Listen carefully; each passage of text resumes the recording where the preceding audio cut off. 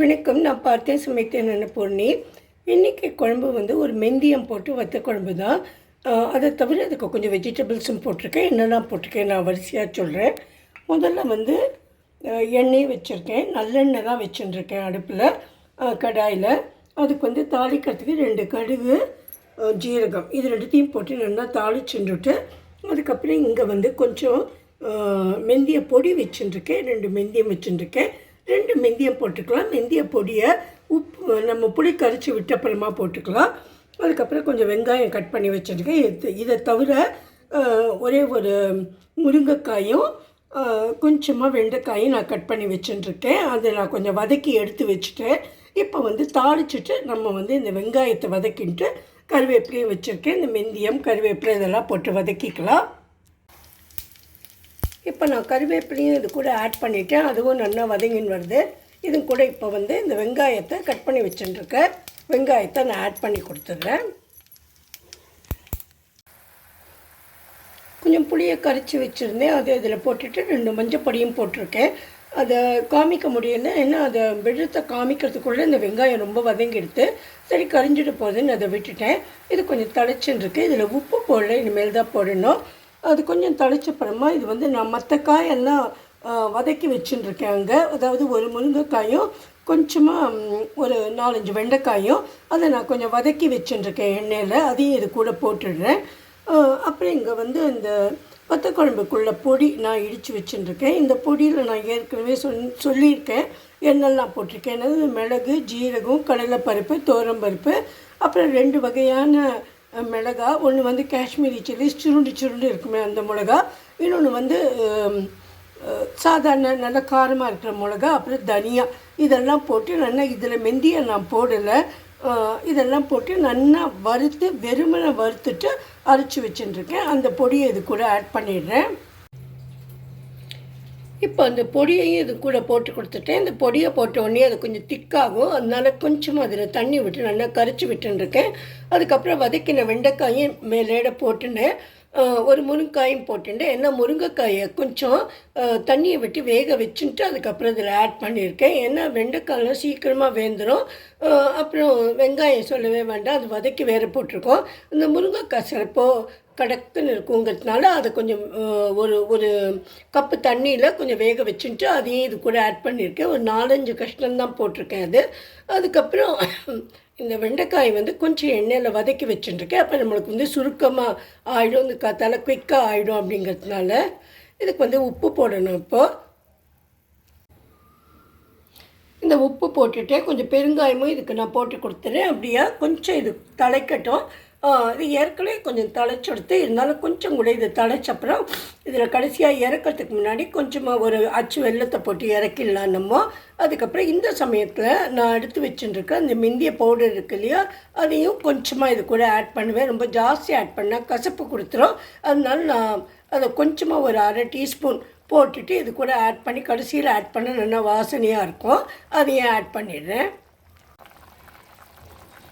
உங்களுக்கு பூண்டு பிடிக்கும்னா நீங்கள் வந்து வெங்காயத்தோட பூண்டையும் வதக்கி போட்டுக்கலாம். இல்லைனாக்கா நம்ம அந்த வெண்டைக்காய் வதக்கும் போது அதையும் ஒரு வதக்கி இது கூட போட்டுக்கலாம். ரொம்பவே டேஸ்டியாக இருக்கும். எங்காத்தில் நான் வந்து பூண்டு வந்து ரொம்ப ரேராக தான் சேர்ப்பேன். இவருக்கு வந்து டாக்டர் வந்து சொன்னதுனால இந்த மாதிரி பூண்டு நீங்கள் நிறைய சேர்த்துக்கணும், உடம்புக்கு ரொம்ப நல்லதுமா, அதை அவாய்ட் பண்ணவே கூடாது அப்படின்னு சொன்னதுனால அப்பப்போ சேர்த்துப்பேன். ஆனால் ரொம்ப அதிகம் சேர்க்க மாட்டேன். அதனால நான் வந்து குழம்புக்கு வந்து பூண்டு போடலை. உங்களுக்கு பிடிக்கும்னா நீங்கள் போட்டுக்கோங்க. It is a very healthy vegetable. இது கொஞ்சம் கூட சுருங்கட்டும். லாஸ்ட்டாக நான் இப்போ வந்து நான் வந்து இப்போது அதில் அந்த பெருங்காயத்தையும் போட்டுட்டேன். ஒரு அச்சு வெல்லமும் அந்த மெந்திய பவுடரும் இறக்கிறதுக்கு முன்னாடி நான் போட்டுட்டு இறக்கிடுறேன். அப்புறம் மேலேட சர்வ் பண்ணுறதுக்கு முன்னாடி நான் வந்து கொஞ்சம் அந்த மேத்தி லீவ்ஸ் இருக்கு இல்லையா, அந்த கஸ்தூரி மேத்தி, அதை கொஞ்சம் லேசாக, ரொம்ப அதிகம் போட வேண்டாம், கொஞ்சம் லேசாக போட்டுட்டு நல்லா ஒரு டேபிள் ஸ்பூன் நல்லெண்ணெய் விட்டுட்டு சர்வ் பண்ண வேண்டியது தான்.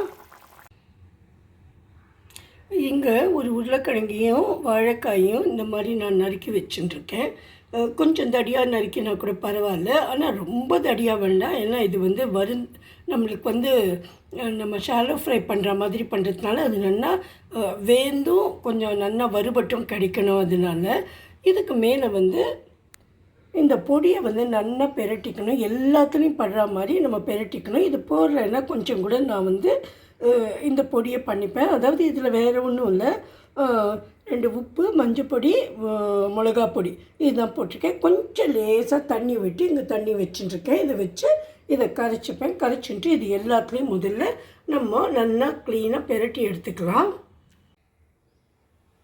இப்போ நான் தவாவை வந்து அடுப்பில் வச்சுருக்கேன். கேஸை கொஞ்சம் சின்னதாக்கிக்கிறேன்.